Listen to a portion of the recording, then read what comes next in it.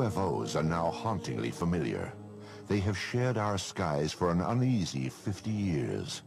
Eyewitness accounts testify to their breathtaking speed, unparalleled maneuverability, and uncanny silence. They are different than any aircraft made here on Earth. These stealthy visitors are called UFOs, Unidentified Flying Objects. They have shown up unexpectedly in photographs taken all across the globe. Yet if we turn back the pages of history, there are intriguing hints that UFOs have been with us all along. Perhaps even as far back as 12,000 years ago, when our ancestors found shelter in the darkness of caves. The walls of these primitive dwellings were often painted with figures of hunters and the animals they hoped to snare. Recently, other images have come to light. These tracings were made from caves in France and Spain, and they show pictures not ordinarily associated with hunting. Their shapes are very peculiar because they do oftentimes look like UFOs and saucers. And I'm not saying that they are UFOs or that they do represent craft of any type, only that they have a similarity to what we now perceive as maybe craft from another planet as UFOs. And one wonders where the cave people were getting the impetus for putting these on their walls. Obviously, putting paintings on cave walls was a laborious process, and you would only put down the most important things of your daily life. And here these objects appear not once, not twice, but fairly numerous times on the cave walls. The advance of civilization brought us out of caves and into cities. Some 4,000 years ago, scribes recorded what sounds like the sighting of UFOs during the reign of a pharaoh named Thutmose III. In the year 22 of the third month of the winter, a circle of fire appeared in the sky. After some days, it became more numerous and shone with the brightness of the sun, extending to the very limits of the heavens. Royal Records of Thutmose III, 1480 BC. A millennium later, young Alexander the Great conquered his way across the known world. In 332 BC, he laid siege to the Phoenician city of Tyre, and accounts from both sides report that shield-shaped silver objects appeared in the sky. One supposedly sent down a beam of light that destroyed the city walls. Even the Bible itself contains passages that some say refer to alien spacecraft. I looked, and behold, a stormy wind came from the north. Shown up unexpectedly in photographs taken all across the globe.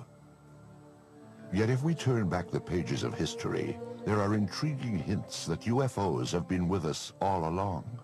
Perhaps even as far back as 12,000 years ago, when our ancestors found shelter in the darkness of caves.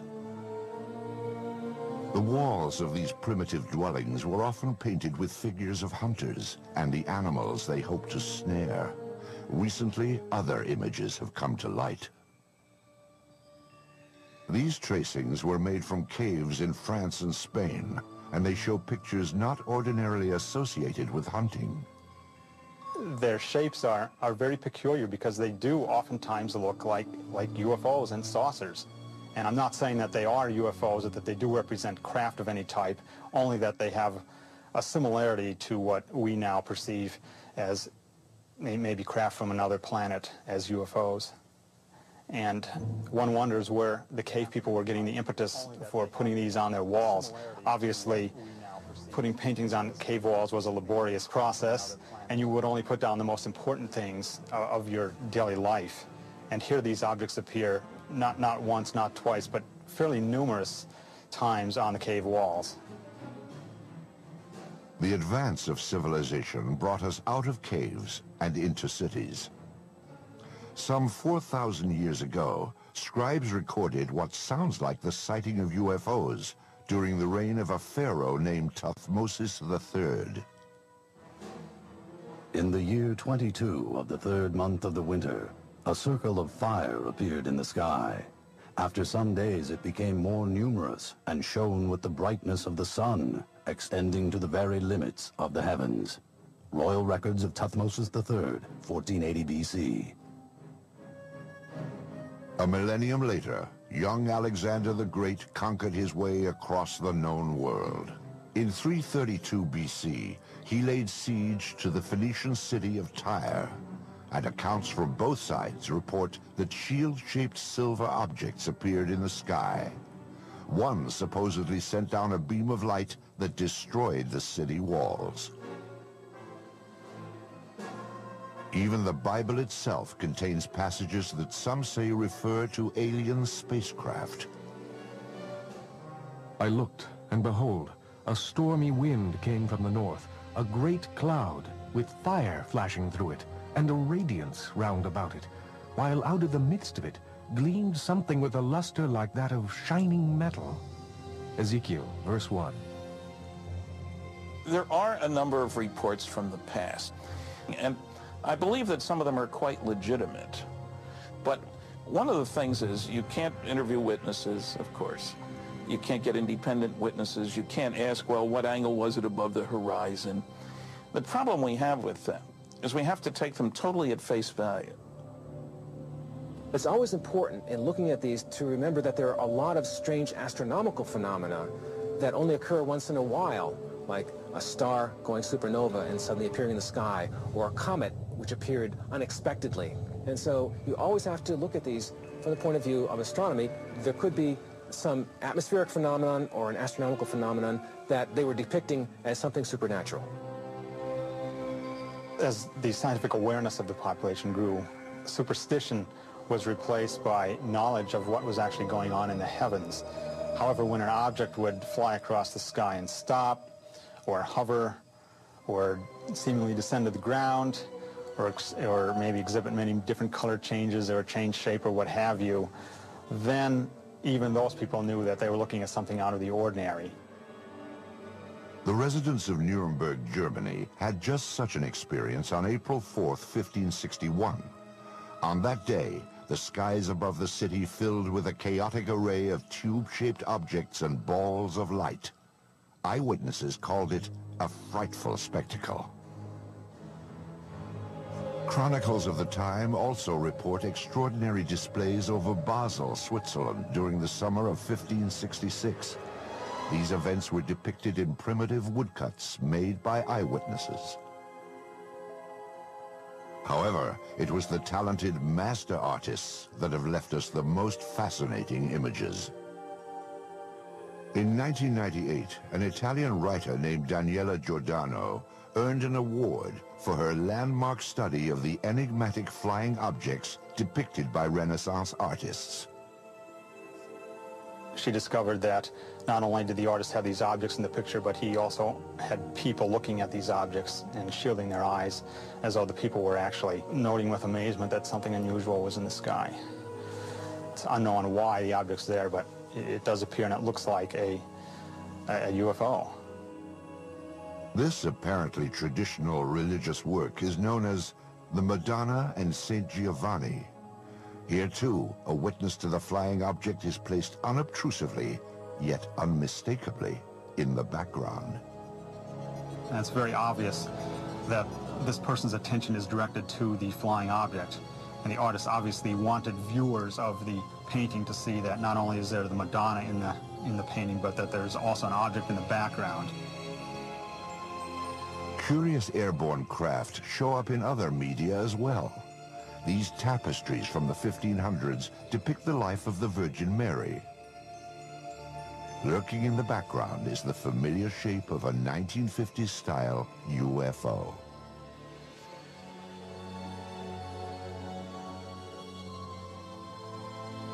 This fresco from a 14th century monastery in Kosovo prominently features what appears to be a flying vehicle. On this French coin, minted in 1680, a ray of light beams down from a colossal wheel-shaped object. Sporadic sightings continue to be recorded for the next 250 years.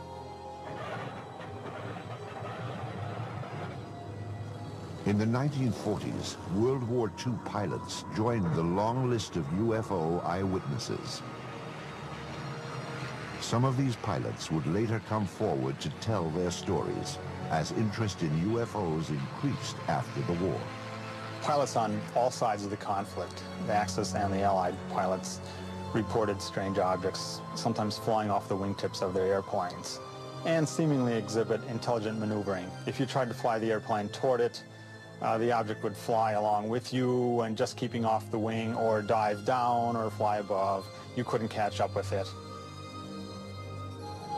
I talked to a pilot of a B-24 bomber during World War II, and he said one circled around their airplane. Round, smooth, sleek. They all expected to die instantly because this must be a new German secret weapon that was going to shoot them down. We sure don't have anything that looks like that and flies like that. I have one account where they actually fired out and they seemingly went through it. They didn't damage the object at all. Allied pilots thought they were secret weapons of the Germans. Germans thought they were secret weapons of the Allies, England and America, and they were even seen in the Pacific theater. However, after the war, it became clear that neither the Allies nor the Axis had produced these super aircraft. Someone else had. And they did exhibit maneuvering that, again, was much like the types of objects that were seen immediately after the war ended and called flying saucers at that time. Many believe that in July of 1947, near the top-secret airbase at Roswell, New Mexico, the United States military finally got a close-up look at these mysterious spacecraft. The Army Air Forces has announced that a flying disc has been found and is now in the possession of the Army.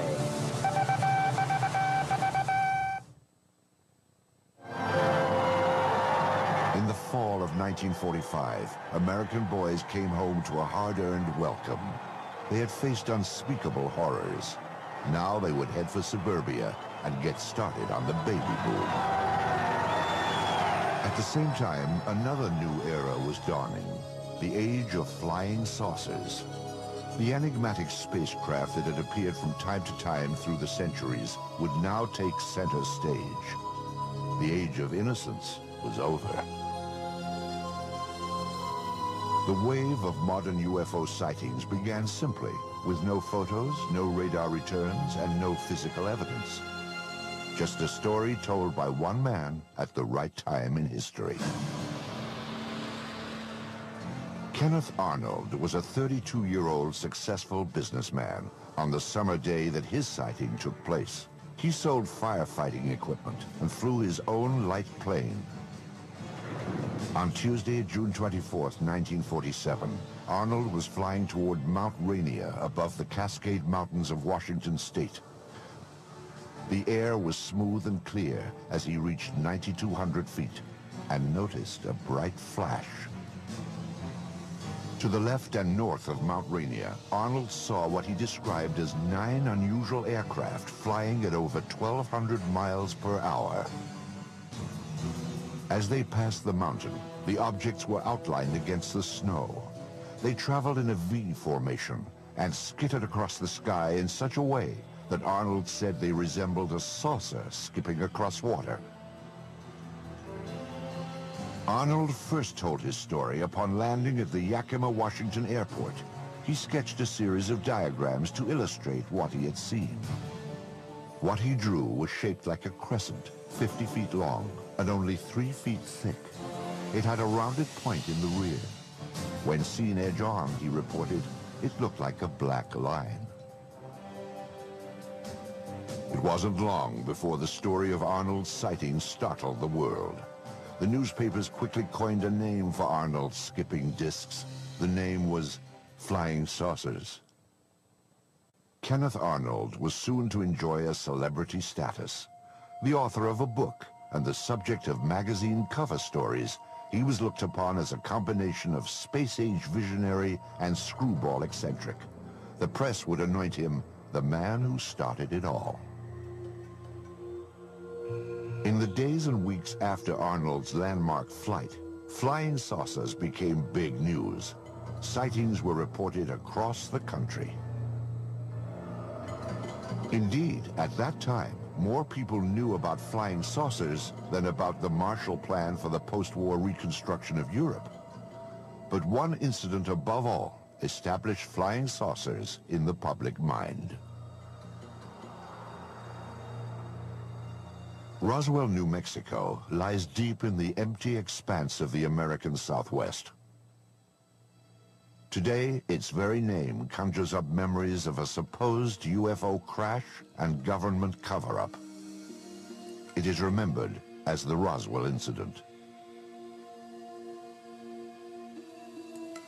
In the summer of 1947, the Army airfield in Roswell was home to the elite 509th Bomb Group. During World War II, the B-29s that carried atom bombs to Hiroshima and Nagasaki had originated here, and so would an event that gave substance to the belief in flying saucers. Headline edition, July 8, 1947. The Army Air Forces has announced that a flying disc has been found and is now in the possession of the Army. Army officers say the missile, found sometime last week, has been inspected at Roswell, New Mexico, and sent to Wright Field, Ohio, for further inspection. Walter Hott was Public Information Officer of the 509th Bomb Group. He was the official instructed to dispatch press releases to the radio station and newspapers in Roswell. The story fed the imagination of the country, but has been the source of controversy ever since. The press release that I'd received stated that we had in our possession parts of a crashed flying disc. The material was found on a ranch north of Roswell. Then the story abruptly changed. General Roger Ramey took command of the Roswell situation and issued a new statement. It wasn't a flying disc after all. To me, I think it was one of the slickest cover-ups by admitting that we had the material, and then a higher authority says, no, you don't. Flying saucer or weather balloon? Both Air Force stories couldn't be true. One fact was undisputed. Something had crashed at Roswell. A rancher named Mac Brazel discovered the metallic debris in this isolated rangeland outside of town. The wreckage was strewn over more than half a mile, and Brazel alerted the base, assuming a military plane had crashed. Jesse Marcel Jr. recalls that his father, the intelligence officer at the Roswell Army Airfield, had been dispatched to the debris site to determine what had crashed there. The night that my dad came home, he was very excited. He woke my mother and myself up and said he wanted to show us something very strange. And as I recall, he said this was parts of a flying saucer. I was 11, almost 12 at the time, and I had seen pieces of an airplane and weather balloons and things like that, but this was not like anything that I'd ever seen before. And the most intriguing portion of the debris that I recall seeing was what appeared to be I-beams. When I looked at this with the light reflecting on it, I noticed what appeared to be some symbols or writing along the inner surface of this I-beam. And the implication was this was something that came from some other planetary system. Author Kevin Randall researched the Roswell incident and learned more about the debris Major Marcel had collected. You have something called metal foil, been described by various people as like tin foil or lead foil. You wad it up into a ball, you drop it on the table, it unfolds itself and there's no sign of a crease. Randall interviewed some people who say they actually handled the mysterious wreckage back in 1947. It was all wadded up when he dropped it, and when he dropped it on the table and it hit the table, it spread out just like it was water. And so they all started holding it and playing with it, and they were trying to cut it with their knives, and they tried to burn it with their lighters, and they couldn't do any damage to it at all. There were also rumors of a second crash site with even more stunning discoveries. Frankie Rowe's father said that the fire department was called to the scene. There he had observed nothing less than actual extraterrestrial beings. They'd gotten a call on what they thought was a plane crash about 30 miles north of Roswell. And when they got out there, it was not an airplane. He said it was a flying saucer that had crashed. And there were little, what he called little people. And he said one of them was still alive. That there were two that were covered up laying on the ground. And he said they had been covered up, it looked like with body bags. And the one that was walking around there didn't appear to be hurt. Through his research, Kevin Randle has established what he believes happened next. According to a number of the eyewitnesses, the craft and the bodies were taken to Hangar 84 at the Roswell Army Airfield, where they were held for a period of time before the various flights were initiated and sent out of Roswell. Randle believes that crates containing the alien bodies and flying saucer wreckage were shipped out of the heavily guarded Hangar 84, never to be seen again. When the Air Force produced one meager weather balloon at the Roswell crash debris, many concluded it was part of a cover-up. In the 50s, there was the belief that the U.S. Air Force had proof of some sort that these were alien spaceships and was covering it up to prevent panic. There obviously was a cover-up of this accident, because years later my dad said he was actually part of the cover-up because he went along with the weather balloon story. Indeed, according to Marcel, his father revealed that he had been ordered to pose with wreckage from a weather balloon. My dad explained to my mother that this was a non-event. Don't even discuss it with your friends. Don't talk about it. I was a true Air Force brat. I believed in following the orders, you know. He didn't want me to talk about it, so we did not talk about it. These people were visited by military authorities. They were told to keep quiet. Frankie Rowe recalls such a visit from a man in a uniform. He started getting louder, and he kept saying, "Don't you understand? You did not see anything." And he had a nightstick type of thing with him that was kind of hanging on his belt. And he took that out, and he got very loud, and he started talking, and every time he would make a point, he would hit his hand with the nightstick.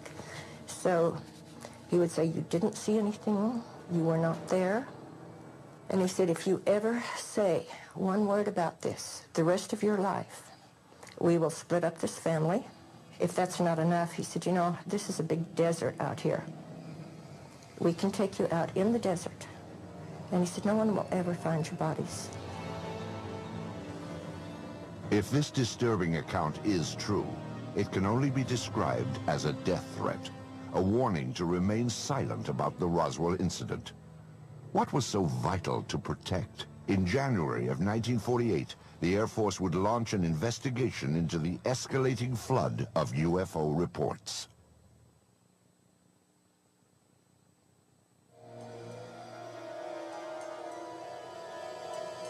Something crashed at Roswell, New Mexico. But whether the object that fell from the sky in July of 1947 originated here on Earth or somewhere in outer space has been hotly debated for more than a half-century. Perhaps it truly was a weather balloon, as the Air Force insists. If so, that would deflate one of the seminal events in the history of UFOs. However, if the object was in fact extraterrestrial, the issue then becomes, what business did it have at Roswell?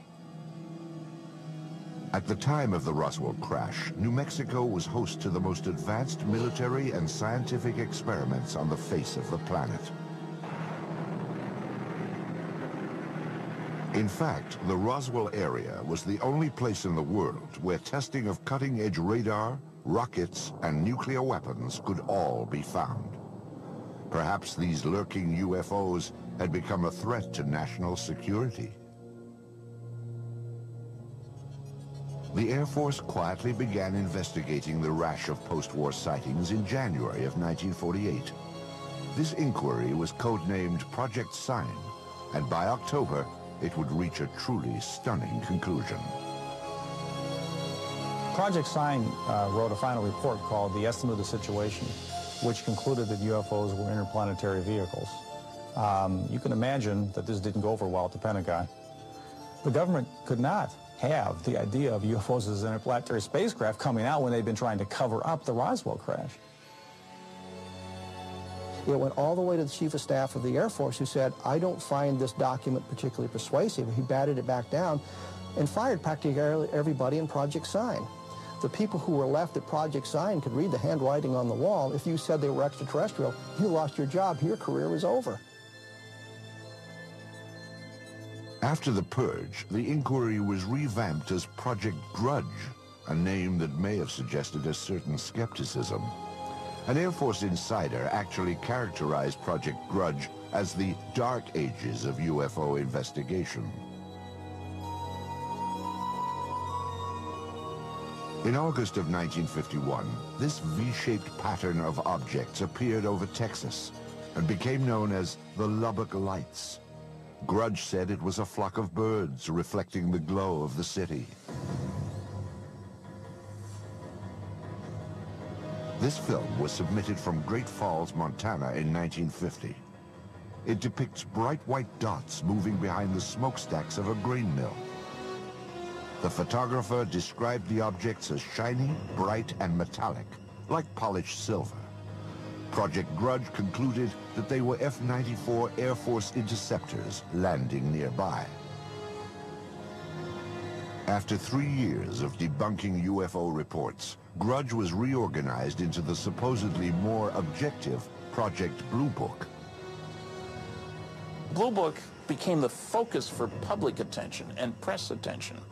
But it was never scientific, it was never comprehensive. They didn't have radar, they didn't have computers, they didn't have people ready to go up, in aircraft with instruments to monitor UFO sightings. Typically, an officer, a sergeant, several secretaries, their job was primarily to try to tell us that there was nothing to flying saucers. Major Hector Quintanilla Jr. became Blue Book director in 1963. The objectives of the program are twofold. They're the same as they have been since 1953 when the regulation was written. First of all, to try to determine if the UFO phenomena presents a threat to the security of the United States. And second, to determine if the UFO phenomena exhibits any technological advances which could be channeled into research and development. Many of the UFO reports were easily explainable as atmospheric anomalies, like this saucer-shaped lenticular cloud formation. The man who shot this film, a Navy officer and aerial photographer, claimed he saw these objects up close before getting out his camera. He said they were disc-shaped and gunmetal colored. Blue Book determined they were high-flying birds. Astronomer J. Allen Hynek, a Blue Book consultant for its entire 16-year run, had this assessment of the project. Quote, when Major Quintanilla came in, the flag of the utter nonsense school was flying at its highest. Blue Book's most notorious nonsense came in March of 1966, when it dismissed a wave of credible sightings, including many by policemen, as swamp gas. In December of 1969, the Air Force closed down Project Blue Book and washed its hands of UFOs. Few scientists were willing to approach the subject. However, there were some who embraced UFOs without reservation.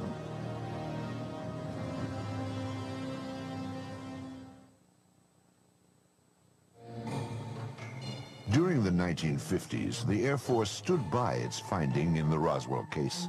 The crash was nothing more than a weather balloon. but newsreels show a public that continue to watch the skies, hoping to glimpse a spacecraft. Suddenly, people from coast to coast began seeing UFOs. What followed was a popular movement that embraced flying saucers and the spacemen who flew them. Ready or not, the flying saucers were coming. Within a matter of several days, I will myself make what might be called a flying saucer, although I don't choose to call it that because it may not respond to our controls. To the vast majority of the people in the late 40s and 1950s, flying saucers were a terrific novelty. And there was a great deal of popular fascination. There were cheesy science fiction films based on the idea that Martians were invading the Earth in flying saucers. Popular magazines printed on pulp paper would hit the newsstands in time to cash in on the trend and expand it to legendary proportions. The man behind those flying saucer legends was publisher Raymond Palmer. Palmer was a man who in his youth had been severely injured, and so he was crippled up, and he was what you would call a hunchback, I guess. He had the instincts of a carnival barker. He liked to put something over on you. And the thing about Palmer was that his fans liked having Palmer put something over on them. It was Palmer's Fate magazine, later called Flying Saucers magazine, which helped spread the idea of UFOs in the 1950s. Spacecraft from around the universe played across these colorful pages. It was here that the UFO was finally identified. Now, everyone knew they were spaceships from other worlds. What followed was a craze in the 1950s known as the contactee movement. Contactees were people who said that they had made contact with space people. I was aboard a flying saucer in the Nevada desert on 11 different occasions. I was taken into this monstrous saucer by one of the men and confronted with a lady captain.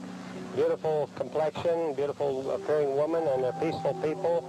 They mean no harm to us. They come down here to investigate what's going on Earth, and they certainly convinced me that they're peaceful, and they come from another planet they call Clarion. They told me there was life on Mars and that there were life on other planets as well, and all planets except Earth had interplanetary means of travel. The man credited with starting the contactee movement was a Polish immigrant and self-styled philosopher named George Adamski.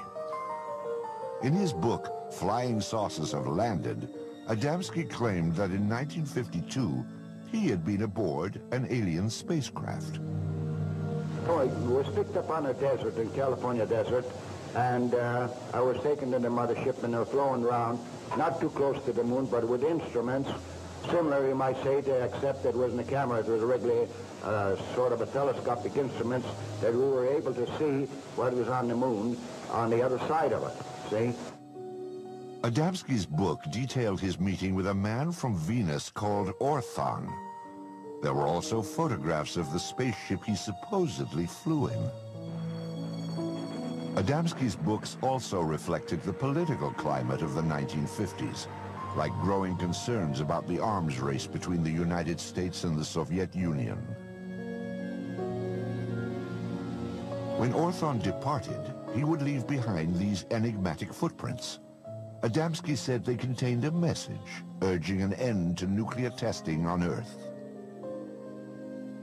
In a similar vein, other contactees spoke of aliens from utopian planets who wanted to prevent all-out nuclear war.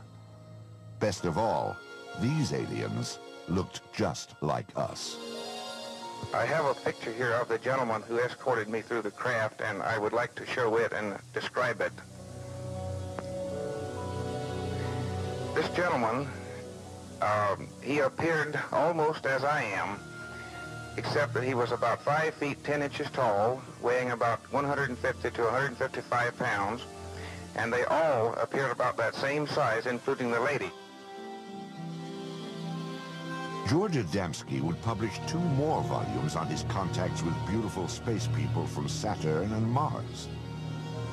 He even had opportunity to take home movies of the scout ships that transported him, guided by robot pilots from Venus.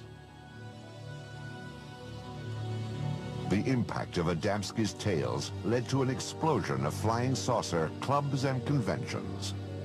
As the flying saucer phenomena continued into the 50s, civilians began to become very interested, of course, people did, and clubs formed up with a classic meaning of the term club, hobbyists, as it were, that were just interested in the wilder, esoteric aspects of the phenomena, particularly the stories of people who said they were in contact with aliens. Many of the contactees would gather at the largest flying saucer festival of all time. It took place in California at a place called Giant Rock in March of 1954. It attracted over 5,000 outer space enthusiasts. How many trips have you made to outer space? Well, I'd say 350 or a few more. When was the last one? Well, first part of June. And who did you go with? Well, people from Jupiter. I have made telepathic contact for the past 8 years with many space people from many areas of space, both inside and outside of the solar system. Lectures were given from the Giant Rock, and stalls were set up to sell books, photos, and space-age souvenirs. Most importantly, conventions like this gave the contactees a place to exchange ideas, rumors, and reports. But I do believe what I see. And I am one of those who was inside a flying saucer. I seem to become one with the entire universe. Everything in the universe seemed to be contracted down to one small dot. What were their clothes like? The woman had a radiant red box-pleated skirt and a black velvet appearing blouse and a black and red tam or beret, and the men had clothes very similar to our Greyhound bus drivers. Contactees also described the alien spacecraft they had seen in astonishing detail. On July the 12th, I took a trip in a flying saucer, which I am pointing right here. The saucer was well equipped with rooms, bedrooms, bathroom, toilets, and this saucer, I went up into Mars, over the moon, Venus, Clarion, and Orion. When I say Orion, I do not mean Orion. It is a planet outside of our galaxy. Also popular among contactees was a belief that startling evidence was about to be revealed. We are going to see more and more of these visitors from space, and that before too long, the evidence will be incontrovertible, that you will have on your TV screens and on your movie screens concrete evidence that the ships are here and that they are real, and they're not fantastic things which have been cooked up to make a movie. The contactee wave of the 1950s was a light-hearted sideshow to the UFO phenomenon.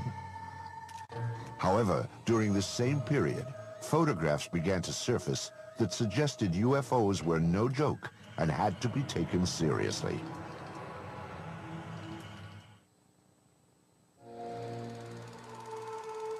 They are round, they are cigar-shaped, and they are cylindrical. Some appear to be sleek and smooth, as if made of stainless steel, while others appear bolted together from some alien cast iron. At night, they are described as having flashing lights. They appear without warning, streak across the sky, and disappear. Many UFO films and photographs have been identified as natural phenomenon or hoaxes. But some UFOs appear in photos when we least expect them and defy explanation.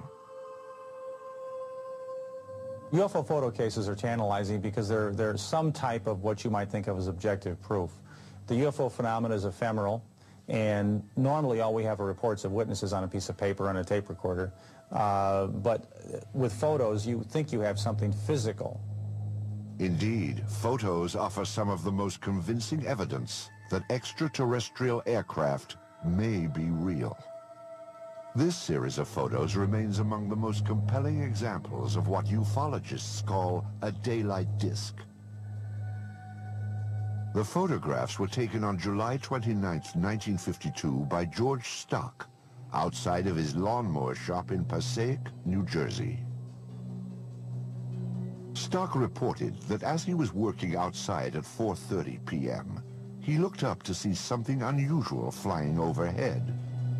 Using an inexpensive box reflex camera, he snapped pictures of what he described as a disc-shaped object with a metallic bottom. It hovered momentarily, then accelerated and flew away. All that remains of this astonishing daytime visitation are a few pictures. But are photos reliable evidence for UFOs? Dr. Bruce Maccabee is an optical physicist employed by the United States Navy. His official research involves high-energy space lasers, but his interest also lies in the detailed analysis of UFO photographs. Of particular interest to Dr. Maccabee are photos which show no evidence of a hoax or misidentification and cannot be otherwise explained. One such case began at a farm in rural Oregon in 1950. These are two photos taken by a farmer and his wife in 1950 in McMinnville, Oregon. Here's the first photo and here's the second, and we'll get a little bit of a blow-up on these. Using image enhancement equipment, Maccabee brings into focus the startling photographs that were taken in the early evening with a simple camera. You can see that it's an oval object with a little thing on the top, like a little protrusion at the top of it. This is obviously a hoax of the real thing. There's no halfway point. You can see the image clearly enough to see that it's not a bird or plane or Superman. So the next question is, what could it be? And if we go back over here, we can see that there are electrical wires right up above the object, looking again at the blow-up. And now the question is there any evidence of a suspension underneath the wires? A contrast-enhanced version of the Oregon photo reveals minute scratches that Maccabee must distinguish from a string or line that might have been attached to the object to suspend it for a hoax. No one has found any evidence of a line going up above the object. There is a possibility that this thing might have been thrown and photographed, except that the image is not blurred by motion. Agents of the Air Force and FBI questioned the couple who took this picture, and authorities later confiscated a copy held by the local newspaper. No one has yet explained why. This photograph is another of the more credible UFO pictures ever taken. It was snapped in Brazil by a government survey team in 1958. A Brazilian naval photographer on a ship was there with the rest of the men when they saw an object shaped like Saturn, in other words, an object with a ring around it, flying toward an island that they were near, Trinidad Island, flying around the island and then taking off in the distance. And he snapped 4 or 5 or so or more photos of the object with literally dozens and dozens of witnesses.